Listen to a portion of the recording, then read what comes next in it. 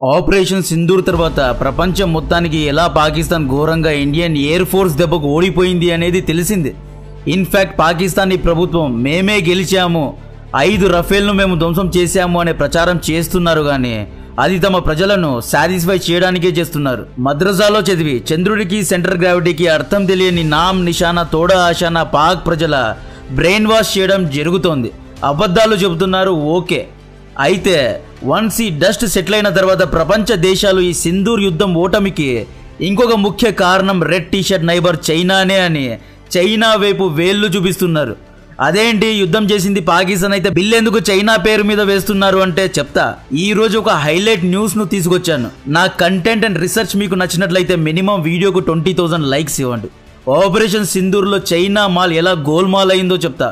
First of all Pakistan భారత్తో యుద్ధానికి Chinese ఆయుధాలతో దిగింది. ఈ యుద్ధంలో చైనీస్ ఆయుధాలు ఇన్షా అల్లా అన్నాయే తప్ప మాషా అల్లా అనిపించుకోలేకపోయాయి. భూమి గుండ్రంగా లేదు, ఫ్లాట్ గా ఉంది. సూర్యుడి చుట్టూ భూమి కాదు, భూమి చుట్టూ సూర్యుడు తిరుగుతాడు అని నమ్మే పాకిస్తానీలకు రక్షణ ఆయుధాలను తయారు చేసేంత సీన్ లేదు కాబట్టి చైనా నుండి కొన్నారు. సో వీళ్ళు సవకగా వస్తున్నాయి అని చెప్పి చైనీస్ ఆయుధాలే కొన్నారు. వీళ్ళు చైనా నుండి కొన్న టాప్ 5 ఆయుధాలు ఏంటి, అవి సింధూర్ బ్యాటిల్లో ఎలా ఫెయిల్ అయ్యాయి అనేది చెప్తా. ఆయుధం number 1 air defence. Air defence అంటే పాకిస్తానీ ఎయిర్ స్పేస్ ను, ఆకాశాన్ని రక్షించే ఆయుధం అన్నమాట. ఏదైనా మిజైల్ లేదా డ్రోన్ లేదా క్వాడ్ కాప్టర్ వంటి ఆయుధాలు ఇండియా నుండి పాకిస్తాన్ ఎయిర్ స్పేస్ లో చొరబడాలి అని ట్రై చేస్తే Pakistan air defence electromagnetic waves ద్వారా ఫ్లయింగ్ ఆబ్జెక్ట్ యొక్క లొకేషన్ను, స్పీడ్ను, హైట్ను అంటే ఆల్టిట్యూడ్ను ట్రాక్ చేసి ఆ శత్రు మిజైల్ను గాల్లోనే ధ్వంసం చేయడాన్నే ఎయిర్ డిఫెన్స్ సిస్టమ్ అంటారు.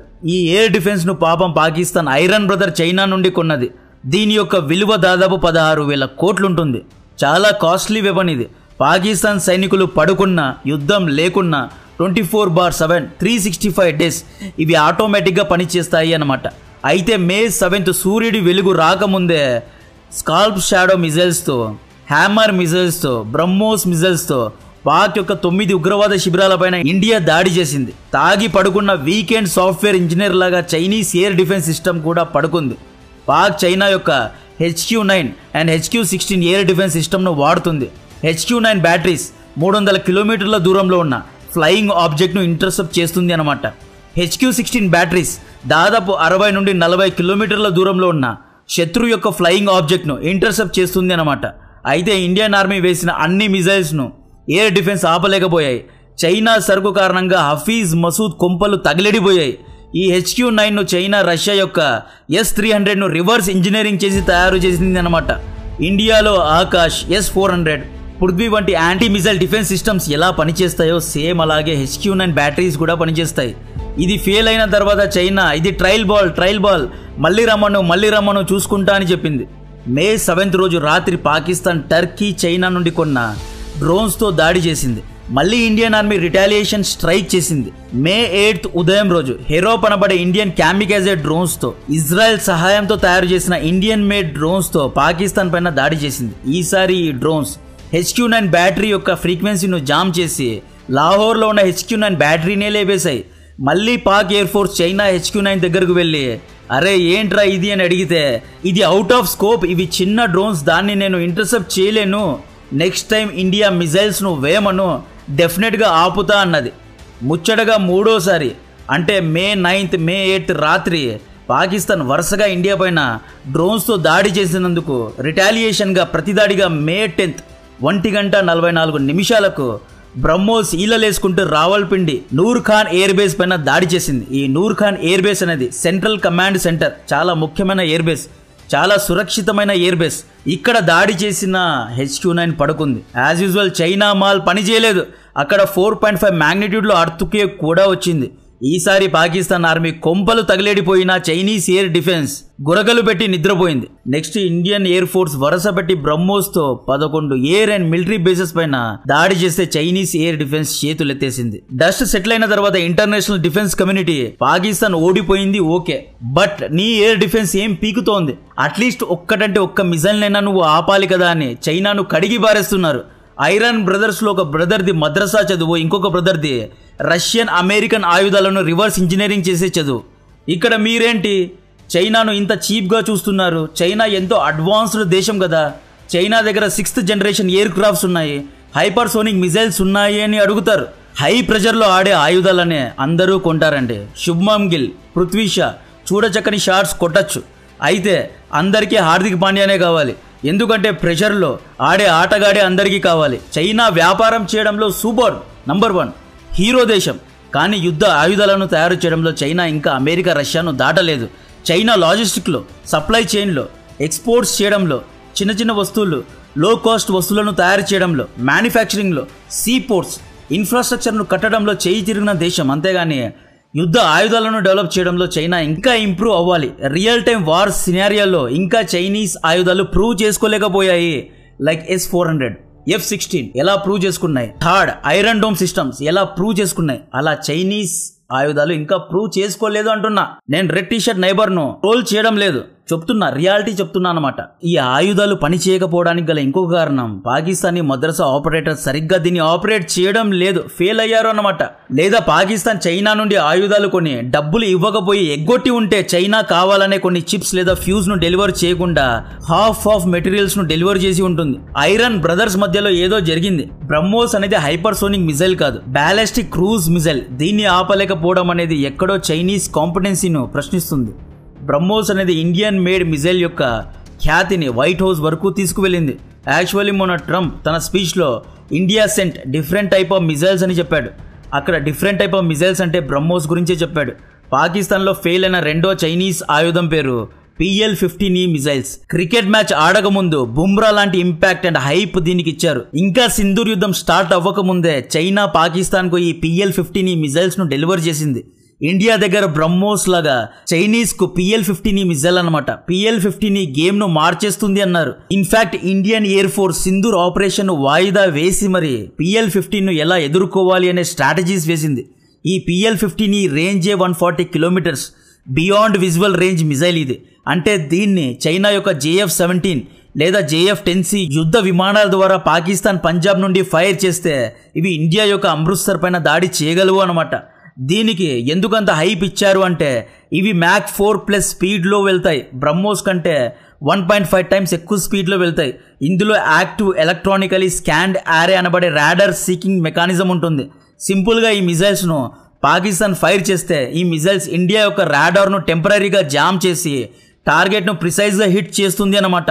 ఇందులో క్రూజ్ ఫీచర్స్ కూడా ఉన్నాయి కాబట్టి ఇది మిడ్ ఎయిర్లో డైరెక్షన్ను మార్చుతుంది. మెనోరబిలిటీ, స్టీల్త్ ఫీచర్స్ కూడా దీంట్లో లిమిటెడ్గా ఉన్నాయి.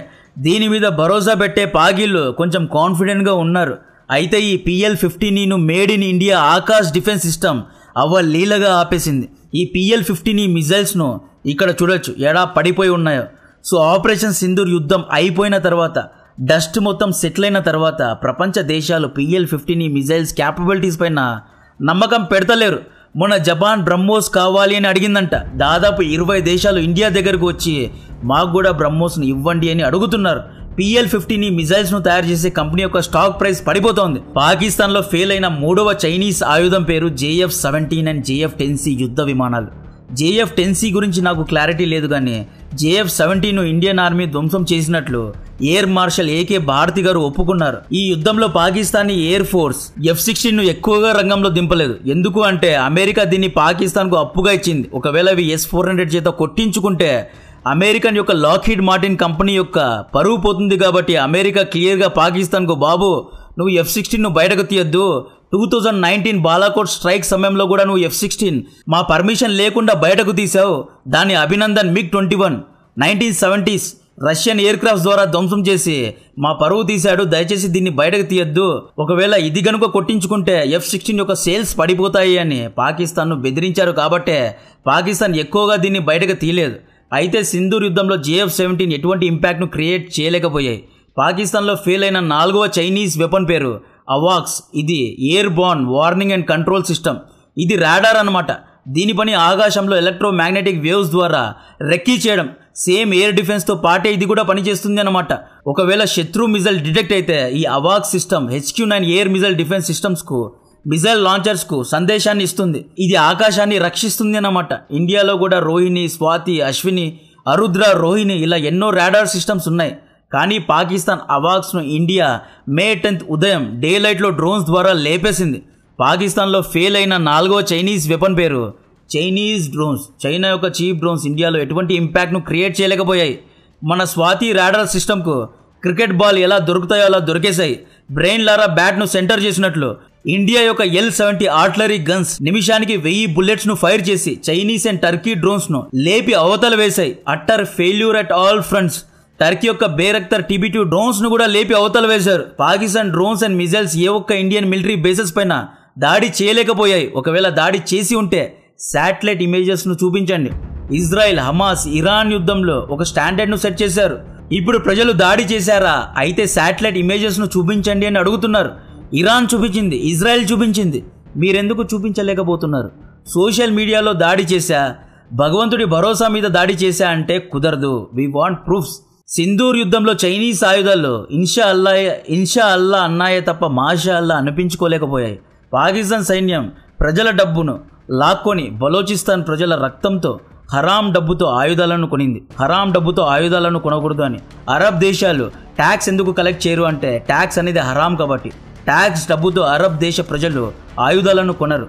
కానీ పాకిస్తానీ ప్రజలు అల్లాను మోసం చేశారు, హరాం డబ్బుతో ఆయుధాలను కొన్నారు కాబట్టే ఇంత ఘోరంగా ఓడిపోయారు అని చాలా మంది చెబుతున్నారు. ఇప్పుడు చైనీస్ ఆయుధాలను తయారు చేసే కంపెనీస్ యొక్క స్టాక్ ప్రైజెస్ పడిపోతున్నాయి. ఇండియా యొక్క బ్రహ్మోస్ ఆకాశ్ ఆయుధాలను కొనడానికి జపాన్తో సహా 19 దేశాలు ముందుకొచ్చాయి. చైనీస్ డిఫెన్స్ కంపెనీస్ తమ కంపెనీ పరువు పోకూడదు అని ఫేక్ ప్రాపగండా మొదలుపెట్టింది. ప్రచారం చేయడంలో రెడ్ టీషర్ట్ నైబర్కు తిరిగేలేదు కదా. యుద్ధాల్లో పడుకోవడం, ప్రాపగండాలో పరిగెత్తడం. ఈ ఆర్టికల్ చూడండి. Chinese weapons pass combat test in Pak అంట.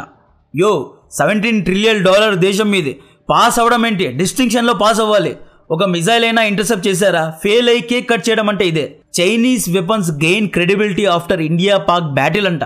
దీన్ని రాసింది యాంగ్ లీ అనే చోమోగాడు. యురోషియా, బ్లూంబర్గ్ ఇలా పెద్ద పెద్ద పత్రికలు చైనా ఆయుధాల ఇమేజ్ను అమాంతం పెంచేస్తున్నాయి. ఒక పాన్ ఇండియా సినిమా ఫెయిల్ అయితే ఫేక్ రివ్యూవర్స్ ద్వారా ఎలాగైతే సినిమా అద్భుతం, అత్యద్భుతం, సూపర్ అంటారో అలా ఫేక్ పబ్లిసిటీ చేసుకుంటున్నారు. లుక్, చైనీస్ వెపన్ పూర్తిగా ఫెయిల్ అయ్యాయని నేను నమ్మను. హానెస్ట్లీ 50% పాకిస్తానీ మద్రసా ఆపరేటర్స్కు ఆపరేట్ చేయడం రాలేదు. పాకిస్తానీ ఆపరేటర్స్కు ఆపరేట్ చేయడానికి రాదు అనడానికి నీ దగ్గర ప్రూఫ్స్ ఉన్నాయంటే ఉన్నాయి.